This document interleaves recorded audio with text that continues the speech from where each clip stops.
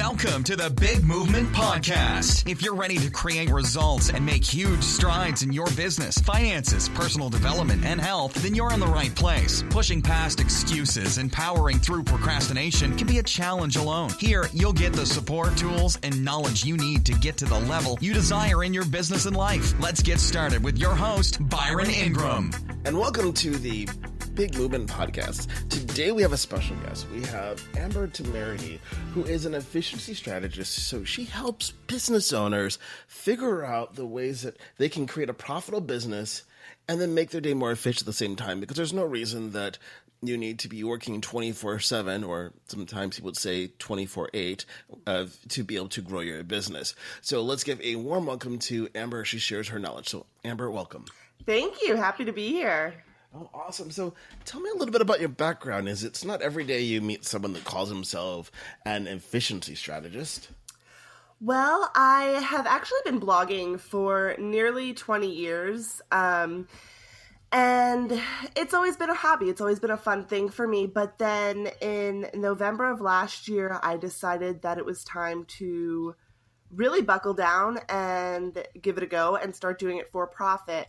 Prior to that, I had been working in higher education for about 7 years and basically teaching college students about time management, about efficiency strategies, setting up content marketing strategies and automation systems and all that kind of stuff to really boost their clubs and organizations and be better students, but also have those extracurricular, co-curricular activities on their transcripts when they went to graduate. And so I kind of figured that if I could teach college students time management and how to respect the 24 hours they have in a day, I can pretty much teach anyone. And so, I launched my first for-profit blog in November of last year.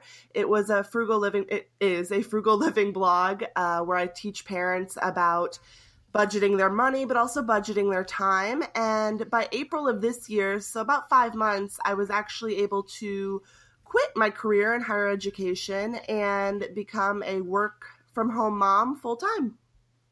Wow. Now, that's incredible that in that short period of time that you're able to generate enough revenue to essentially sustain your living.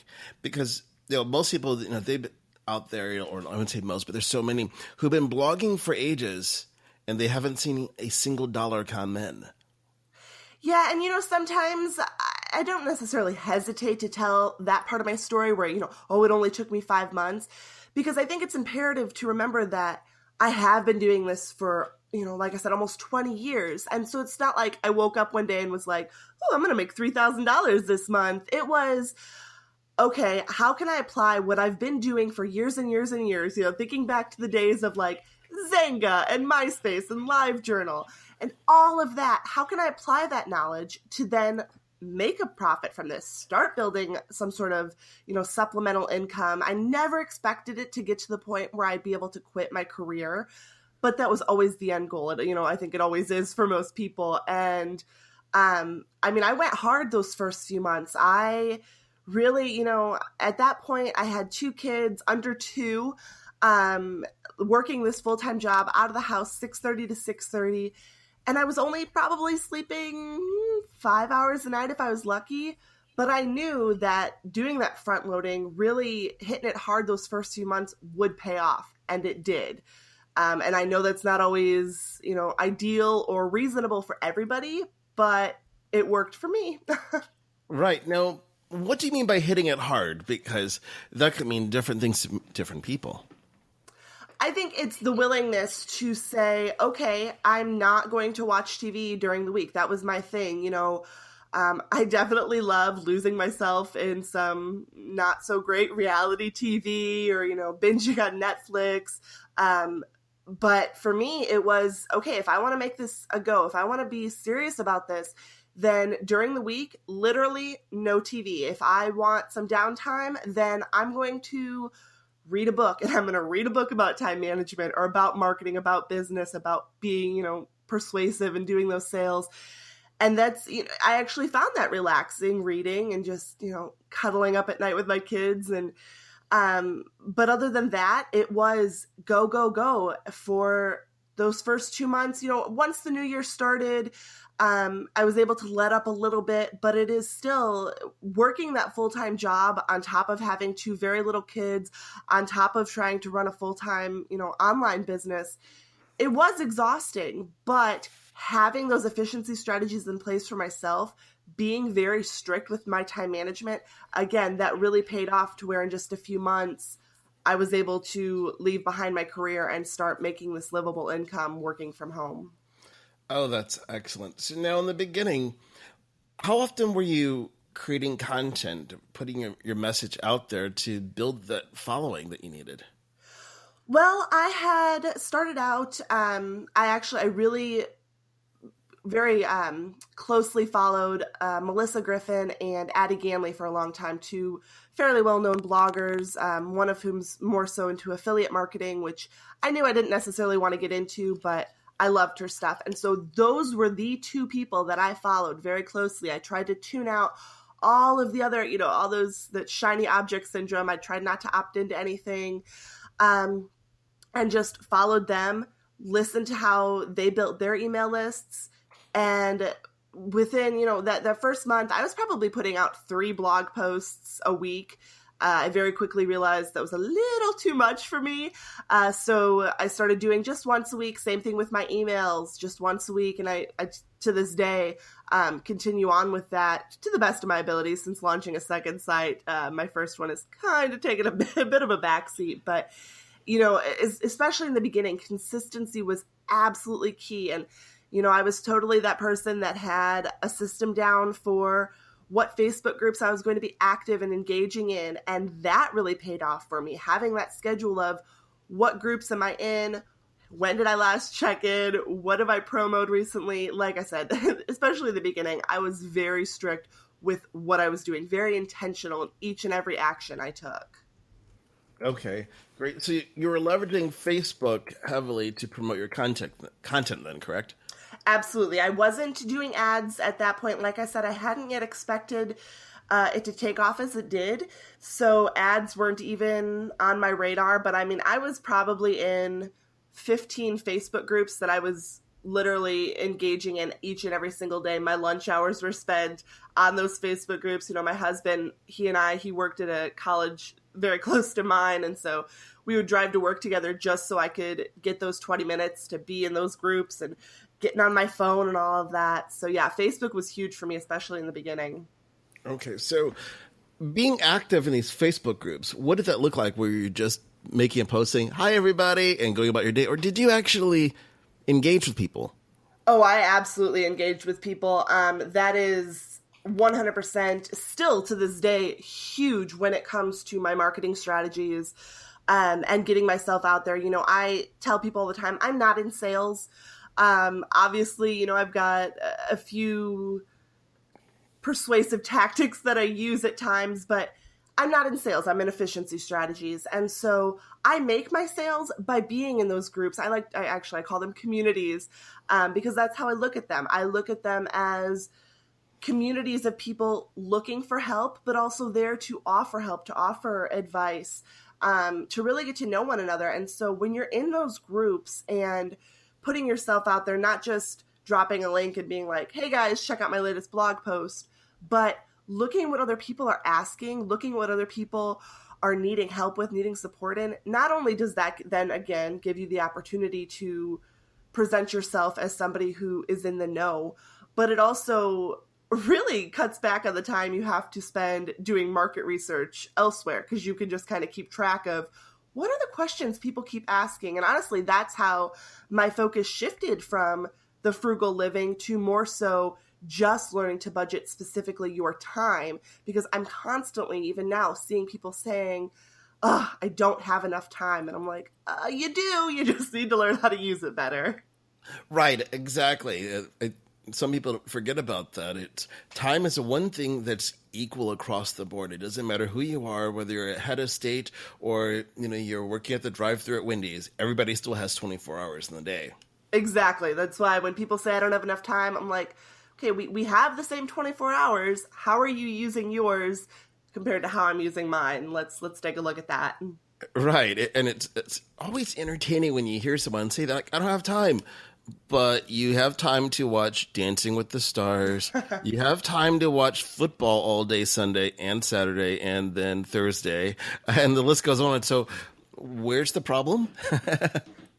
Exactly. You know, people, and that's honestly when, especially when I'm working one-on-one with clients, that's one of the first things we address is, okay, how are you spending your time? Because if you take a moment to actually not just think about it, because, you know, we could think about it, and never really address, okay, you know what, I'm actually spending, like you just said, all day Sunday watching football, or I'm spending my lunch hour on Facebook just putzing around instead of intentionally marketing myself or getting to know people. I make my clients write down what they've got going on each and every day to then see where those time sucks are.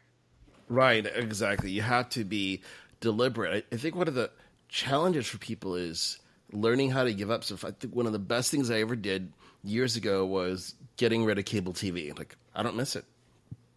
I did the same. Yep.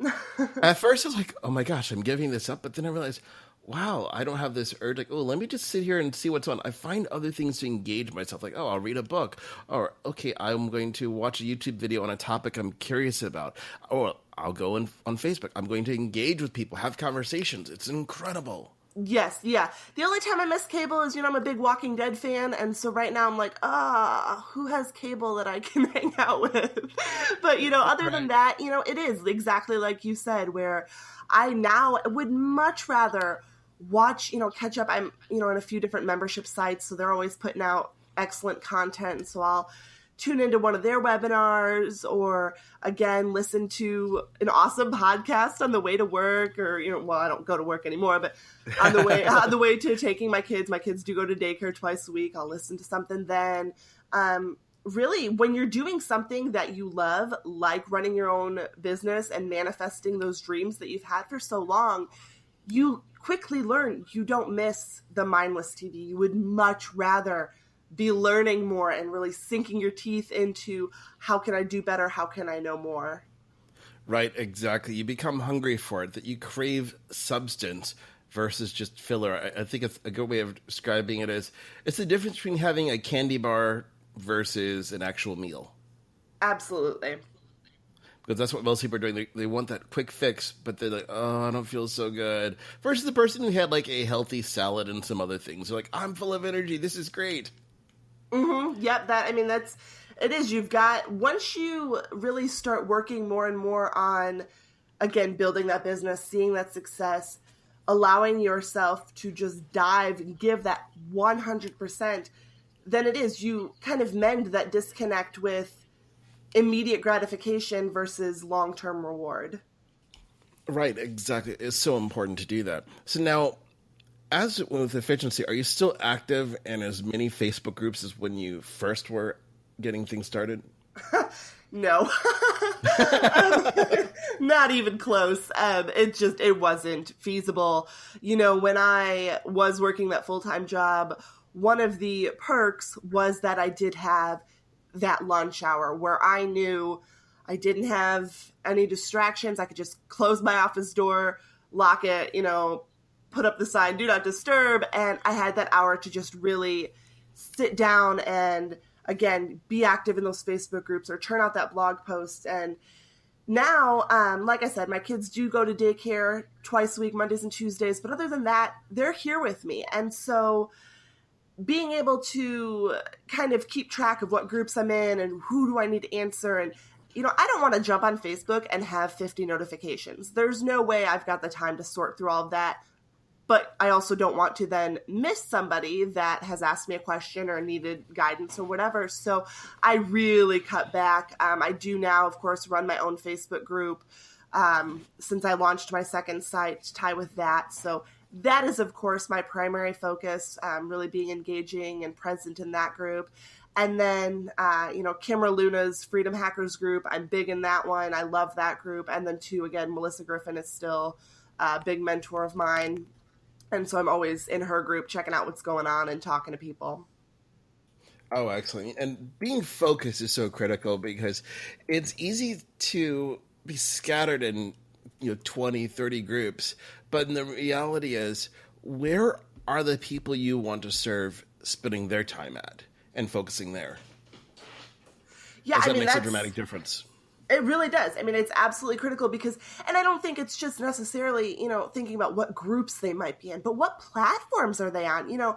If you're targeting, I really am not a fan of the word millennial because it seems to span so many, such a big age group. But if you're Right. targeting, I guess, the younger millennials, people that are, maybe in college or just getting ready to graduate college, if you're targeting them, they might be the ones that are on Snapchat, which for me, I know how to use Snapchat because my kids play with it, but that's not where my clients are. That's not where I'm at.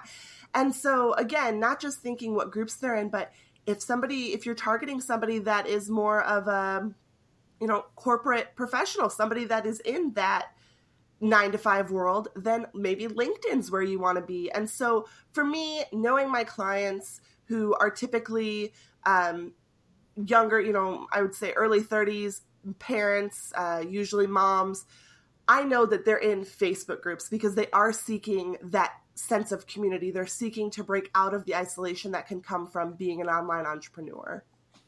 Right, exactly. And that's so important to know where your ideal clients are at because otherwise you can just be taking the shotgun approach of just throwing something on the wall and hoping that some of it sticks. Right, and I think that's where a lot of online entrepreneurs go wrong at first, and it's understandable. You think, oh, the more feelers you put out there, something's going to stick, right? But then you get burnt out because you're trying to keep up with Instagram and Facebook and LinkedIn and Twitter and da-da-da-da-da. Like, it's too much. Of course you're going to get burnt out. Right, exactly. It makes a huge difference. So now, you mentioned you grew your own Facebook group, and you did it pretty quickly. Tell me a little bit more about that because people have thought like, well, maybe I should start my own group, but then they follow some of the, I don't see the spammier tactics out there where they go out there and they invite all their friends to it, like all of them. Yeah, I've seen a few people do that, but no, for me, I launched my second site July 17th of this year. And within less than a week, my email list, that exploded. I will say I did utilize Facebook ads finally for that, but I hit almost 1,000 people on my email list. And then over 50% of those, and even people that weren't necessarily opting into my list, were joining my Facebook group. And that, I will say, made a huge difference in my business and in the way that I was spending my time. I don't, again, spend a lot of time in sales now, a lot of marketing, because I've got this pretty much this ready-made audience for me in my Facebook group that I can present to and talk to and get to know. So basically what I did was I created this really, really good opt-in, if I may say so myself, that I spent a lot of time on. And it really paid off in the end because people were joining that group to get that opt-in. And then I was doing, I don't want to say the typical things because like you said, there's a lot of Facebook groups that are more spammy, throw up your promos and run. But I was running Facebook challenges, constantly providing them with new supplementary material for that opt-in. Again, just being present. It's not easy running your own Facebook group. It does require quite a few hours if you're going to run a good Facebook group, one that actually grows and is active. And so for me, again, that's where I spend the most of my time now, but it's really paid off. Right, and definitely. So you created a really great opt-in, and how long was it? Was it just like a one sheet, or was it like some massive get the encyclopedia on your business? It's pretty much an encyclopedia, which normally, for most of my clients, I would obviously, it's about quickly consumable, actionable material. But for me, I had already had it. What it is, it's a 72-page business guide. 72 pages. I know, but it's a calendar too. It's a planner. And so half of that is, daily and monthly calendars. But so for a lot of people, they were like, oh my goodness, I don't want that. That's ridiculous. And I, of course, had people that even now will admit, no, I opened it and I closed it because it scared me. That's okay. I mean, I am in the process of shifting that around and revamping it for 2017. But I had already had a lot of it on hand. I had created it for myself because, when I started this journey, again, going into the for-profit blogging world, I was looking at those blogging planners and, there was lots of them for sale. There was a lot of free ones, but none of them really gave me exactly what I was looking for. And so rather than waste more time, again, those efficiency strategies, I said, you know what? I'm pretty good with Microsoft Publisher. I'll just make my own. And so when it came time to launch the second site, I pretty much all I had to do was change up the branding to, again, better fit this second site and, throw in a few little pretty things here and there, an introduction, and it was good to go. So while I had spent a lot of time on it, it was over the course of nearly a year. And so offering it as an opt-in was kind of a no-brainer. And again, in my case, it really paid off. Wow. No, that's amazing. It's, usually you hear the exact opposite, but to hear something 72 pages, there is that part of me that just cringes like, oh my gosh, like that's like, I don't know, huge. Yes. Oh, absolutely. Yeah. So now when you're running the promotions for this opt-in, were you running it straight to cold traffic in the beginning? Like, here, get my 72-page offer and you're going to love it. Or did you have something else in the midst of that? Honestly, mostly it was cold traffic. I did run an ad that was geared more towards my first business page, which again was more the frugal living, just because I felt like people knew me if they were liking my page. And so I would, hopefully see a nice return on investment with there. But honestly, with this, it was the cold traffic that paid off. I was converting at about 11 cents per click or per conversion. And to this day, I've been yet to replicate that other than this opt-in that I created. So I don't know if it was the copy was just on point or what happened with that. But it seemed like the stars lined up for me and really served me well. And I really just, like I said, it just kind of exploded for me. I really, I do fairly well with Facebook ads. I'm by no means an expert, but that was the one Facebook ad where to this day I'm like, wow, that was, how did I do that? Right. Sometimes you just have that miracle. I don't say, okay, maybe miracles understated. Like, this is incredible. And then you try to duplicate, like, okay, maybe that was just a one-time thing. The stars were aligned and everything happened like that. Because I've had that happen myself. Like, well, I haven't been able to get that same result. So yeah, I don't know if it was, the end of the summer. Like I said, it was mid to towards the end of July. So I don't know if it was maybe people were getting ready to go back into that, oh, summer's ending, time to really buckle down mindset, or what it was. But I whatever it was, I'm very grateful for it. Right, exactly. You have to be grateful for it, but it does illustrate a very particular point, that the importance of leveraging ads to grow your business, because it's scalable and it's something that it can jumpstart it instead of having to spend hours and hours and hours and more hours just, I don't say trolling groups, but really trolling groups. Oh, absolutely. I mean, like, exactly. That's exactly it. I went from having to spend hours and hours and hours in those Facebook groups, putting myself out there, getting to know people, letting them get to know me, to then when I launched the second site, pretty much, again, there were a couple groups that I was pretty active in, that I was able to say, hey, yay, I launched the site. And then, I know I had people then clicking over my profile to see what I had going on, but I'm not big in the promo groups anymore. So when I launched the second site, it wasn't like I had a dozen groups that I could jump in and go, hey guys, check out my new site, embracingtemerity.com, blah, blah, blah. It was, I posted, yay, I launched a new site, didn't even have to say what the website was. And again, I knew people were clicking over to my profile because they already knew who I was. But then two, just setting that Facebook ad. Of course, I was, especially the first few days, like compulsively checking it. So that may have been a little bit of a time waste, but right. It really was mostly set it and forget it and let the awesome results roll in. Right. Oh, definitely. It's a great thing. Now, obviously you had that's a great result with having such a low CPC rate, but the other thing which I think people sometimes need to understand is how many people did saw the ad, what was the reach of it, some of those other data points, so it helps people really get a grasp of it. You have to put it out in front of people, and that not everybody who sees your ad is going to click it. It's like some people are going to go, oh, that's cool, and others like, I must have it. What were some of those other data points?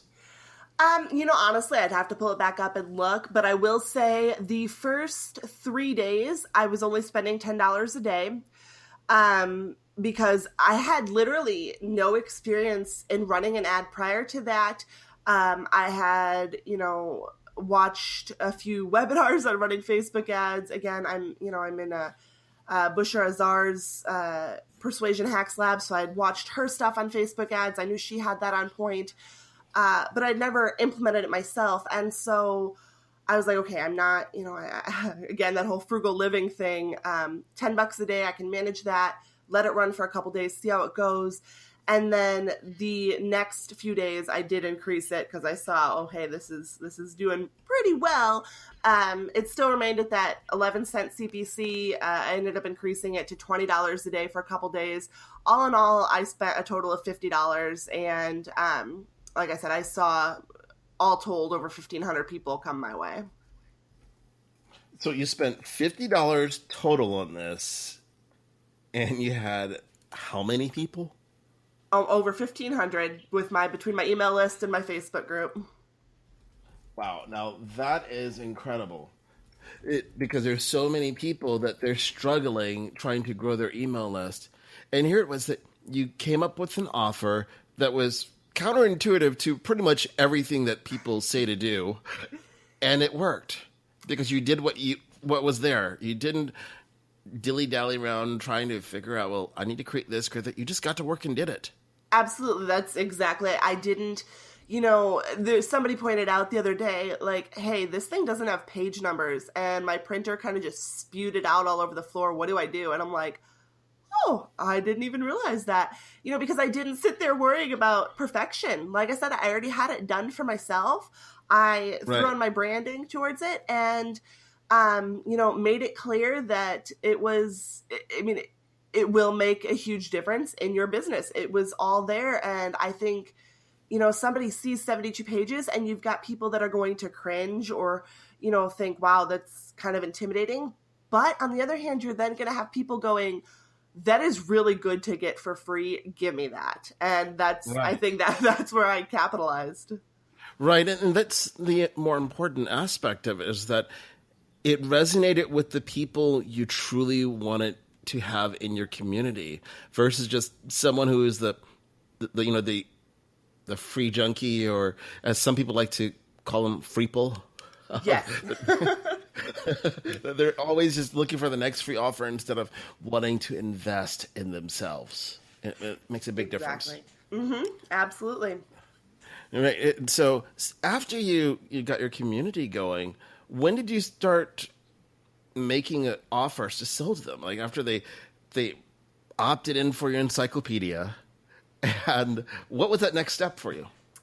Really, again, I wasn't pushing sales at that point because it was a pretty quick launch for me. I didn't have a lot in place. July 17th, years and years ago, July 17th was a pivotal moment for me in that I had actually written myself a letter and said, it was right after college, kind of had those post-college blues. Oh, what am I going to do with my life? And so that was the day I said, this is the day I'm going to launch, because I'd written myself that letter years ago about how I was going to live out my dreams one way or another. But I realized that it was July 17th on like July 12th. And I didn't even have the framework set up for my website, nothing. And I said, you know what? I'm just going to do this. I'm not going to worry about perfection. I'm not going to worry about getting a sales funnel set up right now or any of that. I'm just going to start collecting names and letting people, again, get to know me. That is what I think is absolutely key when it comes to running a successful business where you don't feel like you're constantly pushing yourself, marketing yourself, trying to sell yourself. is just letting people get to know you. And that's exactly what I did. I didn't have a follow-up where it was like, hey, you know, now that you've downloaded my planner, make sure you book yourself a free strategy session, and then, you know, maybe we can see about working together. I didn't do any of that. For that first month, it was just sending out value. It was, like I said, running a challenge in my Facebook group to help people then implement that encyclopedia, as you call it. Just, again, letting them realize that I'm here to help them, that I'm here to make a difference in how they're spending their time and running their businesses. And through that strategy, I then had people coming to me saying, hey, I want to invest in your 30-day program, or hey, I've heard you got a mastermind group coming up. How do I get in on that? And it really, like I said, really cut down on the time that I felt like I was actually marketing myself, because people were seeking me out, and it worked well for me. And now, you know, I've obviously adjusted a little bit in that I do occasionally throw out offers towards my email list. I do more so do it in my Facebook group, but I'm still all about providing that value. And if people want to work with me, great, they'll find me. And I'm honestly to the point now where I'm pretty much done for the year as far as taking on more clients or running any more groups. Oh, excellent. That's powerful, because you did something there which is so important, and that's that trust factor, that they got to get to know you. I like to think of, when it comes to marketing online, it has to follow some of the same principles as dating. And that's where people mess up, where they go straight from, hi, nice to meet you, to, hey, let's go to the altar right away. Like, wait a minute here. There's a process, versus you took the time so they could get to know you more. Oh, absolutely. I'm all about wooing. You know, I'm not going to be that clingy girlfriend where it's like, okay, great, we had that first date. Now we're boyfriend girlfriend, right? Can we make it Facebook official? Like, what are you doing tomorrow? No, like right. Totally gonna sit back and, you know, like I said, if we're meant to work together, we will. If not, I'm totally still here to help you out in any other way that I can. Right, and that's just so valuable, because people need to understand that there's a lot of spammy things that are taking place out there. So if they can do something which positions them as that person of trust, it helps so much more. Now, you ran a challenge in your group. What was that first challenge that you ran after you got it kicked off? The very first challenge that I ran was a challenge to implement the planner. Again, just to get people opening it, because, like I said, I had a few people right from the get-go that were like, okay, I opened it. Now what do I do with it? And I'm like, okay, good, valid question. Let's get that going. And then I kind of turned that to, real quick following that, I did 5 days to cultivating confidence.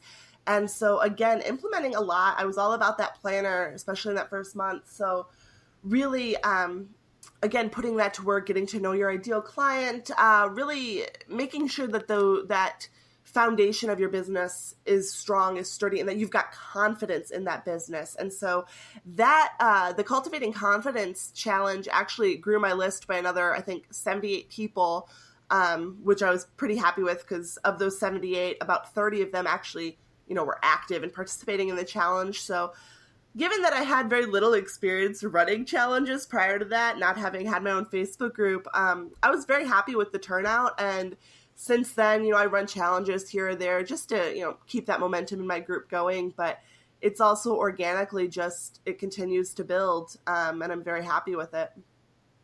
Oh, excellent. So you haven't run ads to grow the group since the initial push then, correct?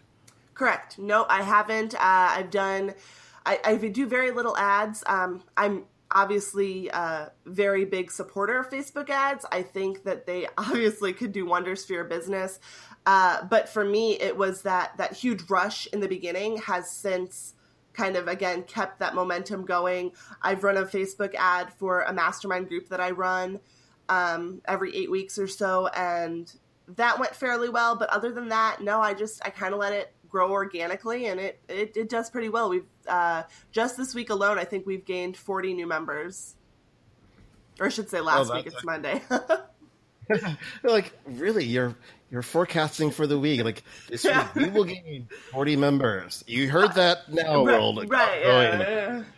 Yeah, part of being an online entrepreneur, you kind of lose track of days sometimes. But yeah, last week we hit 40 new members. So we're closing in on 900 people in the group, and then I'm closing in on 2,000 on my email list.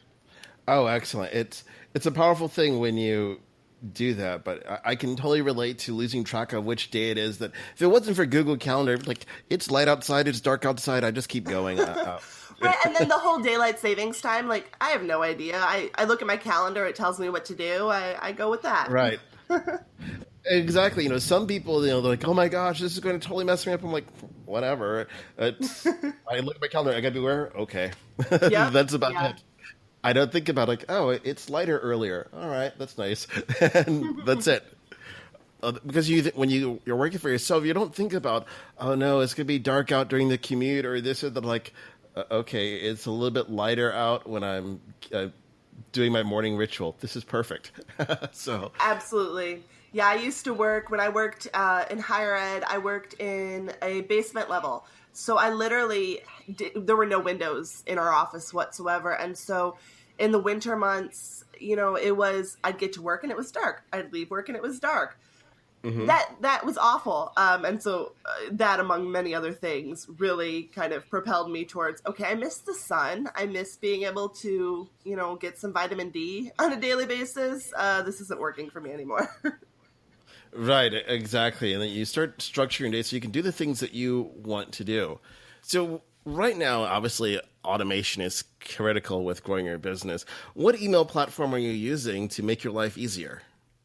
I actually do use MailChimp right now, which I know a lot of people think is kind of noobish, like, really, MailChimp? But it's where I started, and it hasn't yet become a priority for me to change. I have looked into different platforms, and I know a lot of people are big fans of ConvertKit. That's probably where I'm going to end up moving towards. But for me right now, I do such little segmenting, don't do a whole lot of tagging, anything like that. So while I'm big on automation and email marketing, my primary focus still is growing my Facebook group and selling through there. I still, for the most part, am just doing the whole providing value through my emails. So again, there's not this high need to divide up my list and have all of these fancy, fun things to really set up specific sales funnels.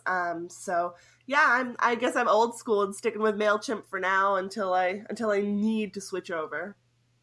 And you hit on something that's important there, that there's people who have this mindset you have to have all these high-end tools. Like, it's day one, I need to just jump right into Infusionsoft. Well, first you should get your business going, and then you can add in all the fancy tools, the bells and whistles, because it doesn't make sense to, let's say, buy a Cadillac when you don't even have a driver's permit.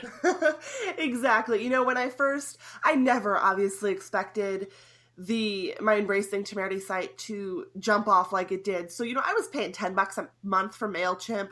That was all fine and dandy. And then, I started getting those emails like, hey, you hit our 500, we're bumping you up to $15 a month. You hit the 1,000, we're bumping you up to blah, blah, blah, blah. And I'm like, okay, we're getting to the point where, the price, I should probably switch over so that I'm getting more for, what I'm paying. But like I said, right now, it's what works for me. And until it becomes a priority, it's not something that's worth trying to learn a whole new platform and switch everything over. It's not, again, not a priority for me. Right. You have to look at what's the biggest priority, and obviously being a service to the community that you're building, it makes sense. And then, of course, at some point, you're going to reach that threshold where it's like MailChimp is no longer serving you, and that's when it makes logical sense to make that shift. But if it's working right now, it's okay to stick with it.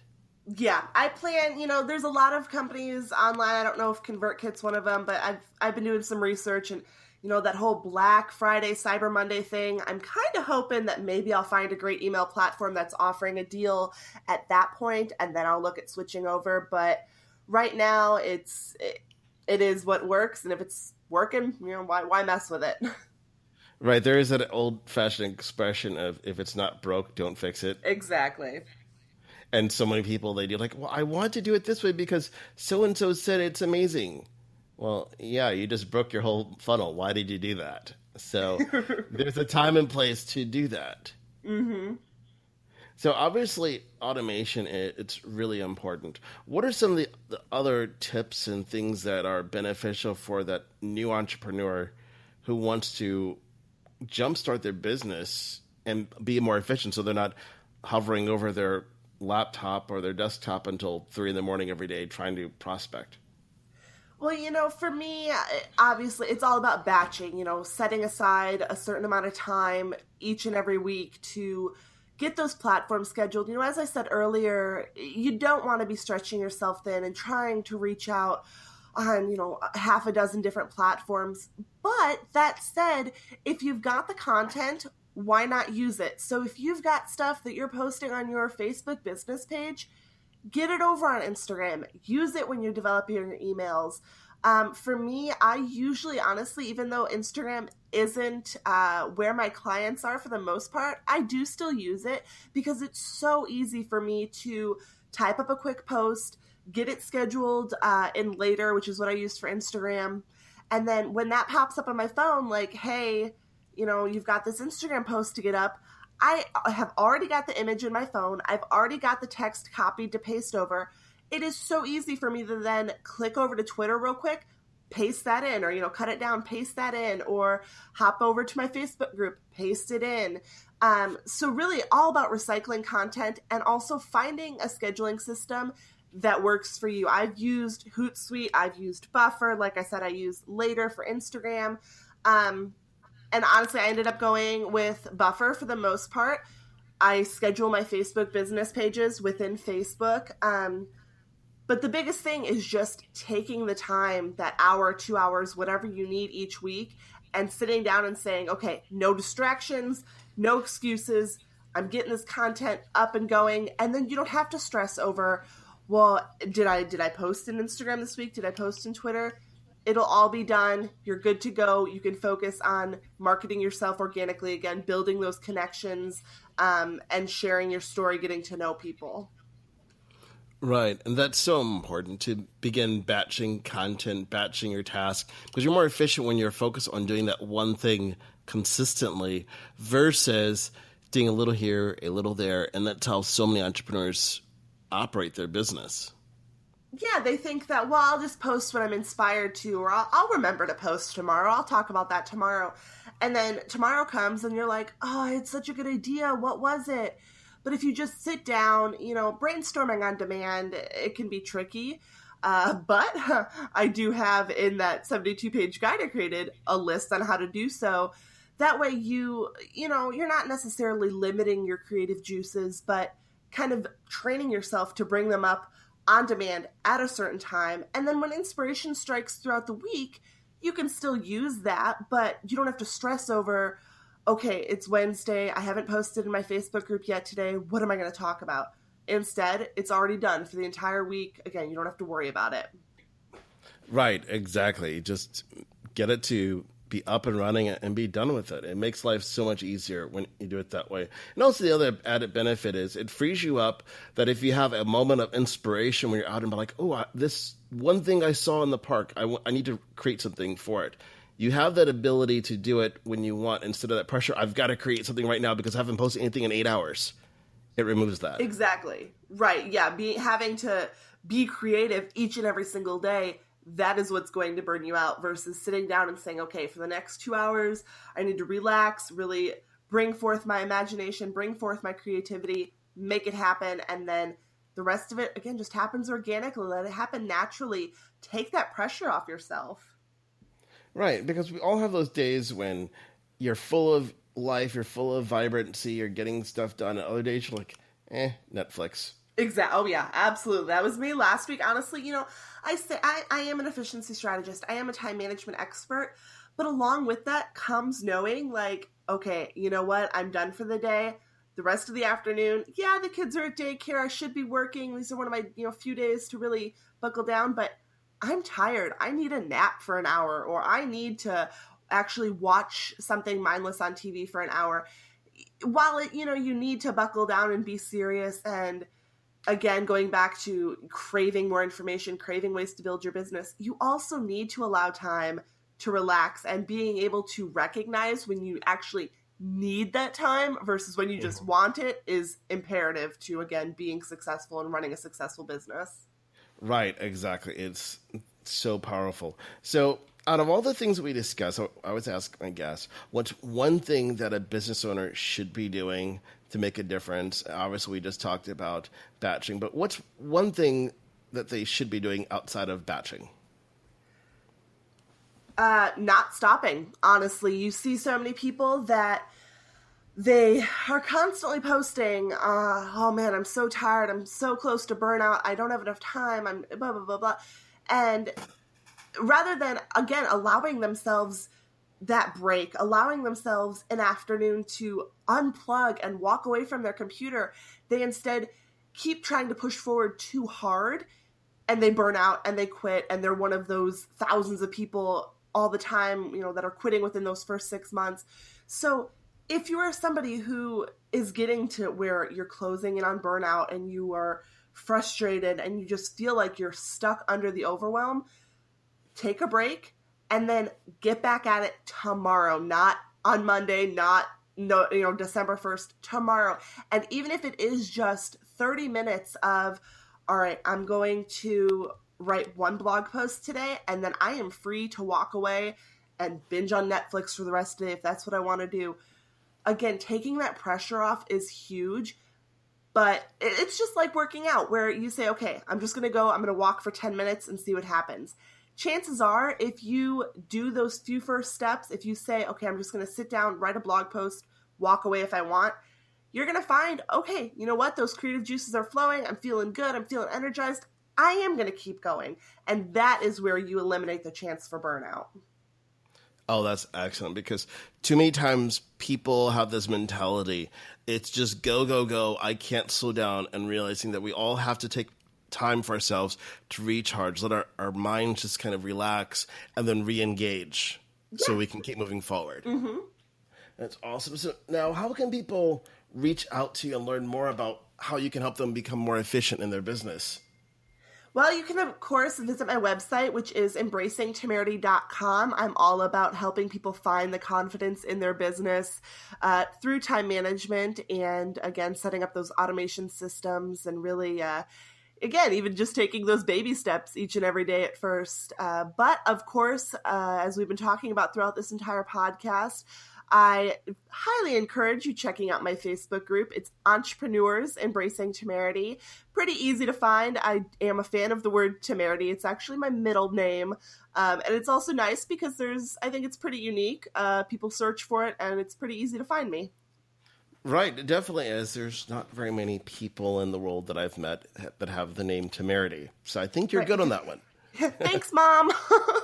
Yeah, it's that moment like, why did you name her this? And then you're like, thank you, appreciate it. Right, yeah, good call. Right, definitely. Well, I want to thank you for coming on to the Big Movement podcast today and sharing your wisdom in terms of how people can be more efficient and hopefully to just get that jump start to their business leveraging Facebook. Well, thank you so much for having me. It's been a blast. Thanks for listening to the Big Movement Podcast today. And be sure to subscribe so you don't miss an episode. Now that you've surely been inspired to take your entrepreneurial career and business to the next level, you can stop by the website and get more. And if you're ready to boost your business brand, be sure to grab your free report, 7 Easy Steps to Build Your Brand Today.